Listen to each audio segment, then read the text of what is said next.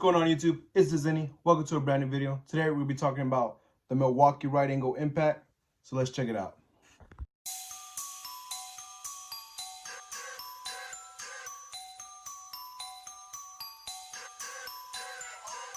All right, Milwaukee right angle impact. First off, part number 2564-20 cost about 200 bucks as of right now. Just basically across everywhere you can get it online, Home Depot, Acme Tools, whatever, $200. I bought this 2 weeks after it was released from another person.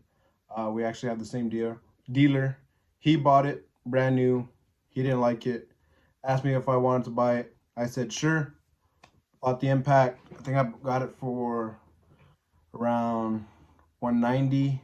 So that I saved a couple bucks, and it was a homie. So had it. So if you follow me on Instagram, you've seen this tool quite a bit of me posting about this tool, of it working and it not doing jack shit. So the tool, it's honestly, I actually like the design tool. It's super thin. I'll put a picture up here compared to the 3/8 stubby. Very low profile. When it was initially released, I didn't really care for it too much. I was like, right angle impacts aren't really, like, I guess, my thing. I don't see a point in them. I'd rather just use a ratchet. And then when I finally got my hands on one, I was like, oh wow, this is really low profile. Seemed super strong at the time. So I was like, okay, maybe it does have its place. I got it. It's about 13 inches long. What I really like is the actual trigger of the impact is very controllable as compared to the having a paddle switch. I don't like the paddles. That's me personally. And then of course the switching mechanism has the 3 modes: hand tight, loosening, and all that good stuff. I am going to post some videos of the tool actually working, and I had posted on my Instagram story of me. I'm gonna use this tool and I'm gonna try to take a whole car apart. Where I was working on a Hyundai Elantra or something like that. I was basically doing the whole suspension, shocks, control arms, sway bar links, all that stuff. And I ultimately used this tool to take everything off. It took about, I want to say, 80% of every fastener off. There was some where it struggled with, so I went and got my 3/8 stubby. What I have noticed on this is someone told me I need to use a bigger battery, so I was using 2 amp batteries, so I put a 4 amp and 6 amp, and it definitely works a lot better than it does with the 2 amp battery. But the fact that I want this to be compact, I want to squeeze in places, the 4 amp battery, I want to use a 2 amp battery. And sucks with any kind of wobble sockets, sucks with putting any kind of extension on it. So when using this tool, you really just need to have either a shallow, deep, semi-deep socket. It just needs to be the anvil socket, no extension or anything like that. It seems to lose its complete torque with any adapters on it. Sometimes even with the sockets, I have a video where I was doing a water pump on a 7.3, and this thing did not want to take off some little 10mm bolts on the water pump pulley. I put up my snap-on regular 3/8 ratchet, long neck. I think it's only rated for 40 foot-pounds. Breakaway torque, took them off like nothing. This thing sucked. Posted another video doing of some AC compressor that had about a 12-inch long extension, 8mm bolts. Put the extension on, used the impact, didn't want to break them loose. So I was like, let me see if my ratchet would do it again. Pulled out my ratchet, took them off like nothing. Also, another thing, this is my second one. So the one I originally bought for my friend, after it was doing good, and then out of nowhere it just became stupid weak. I was having a problem with it. Gave it to my dealer, sent it to Milwaukee. Milwaukee told them it was defective, so they gave me a brand new one. This is a brand new one. This is about maybe 3 weeks old now. And at first it was doing really good, and then it just started doing the same thing. So do I recommend this tool? Me personally, no. Would I go out and buy this tool again? Absolutely not.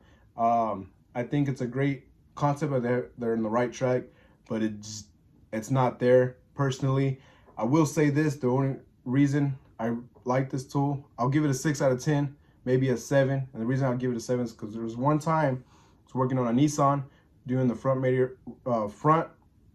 motor mounts by the radiator, and there was one bolt in the back that I couldn't fit my stubby in to break it loose, and my electric ratchet was too weak to take it off. Had to break it loose by hand, and then it was full of Loctite, and just I didn't want to. I had so much space to ratchet back and forth. I was able to fit this in with an extension and wobble, and it had enough power to release. I don't know if it was because of the impact, way versus the ratchet just spinning, but it did break it out loose, saved me a lot of time. So that's it. I could see it having its purpose. I thought this tool was gonna be great for torque converter bolts, exhaust kind of bolts, with the little clamps where they're in weird positions and you need to get a ratchet and they're all rusted. You need an impact or something to get them off loose, fast and easy. I thought that's where this was really gonna shine, and it didn't for me. But anyways, check out these videos of the impact actually working and not working. All right, got some thermostat bolts, 10 millimeters on this Ford 4.6. Got my impact. See if we can get these bolts off.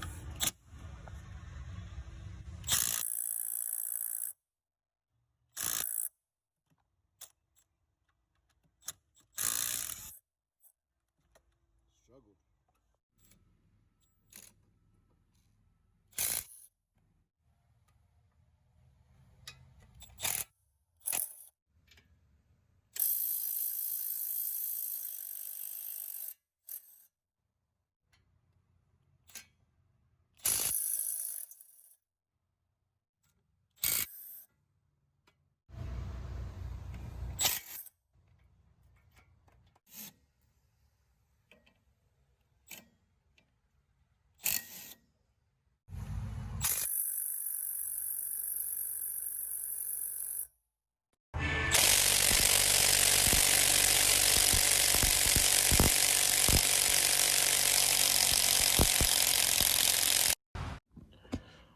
All right, so there's the videos of the impact actually working, real life scenarios. I mean, taking stuff off, putting stuff on.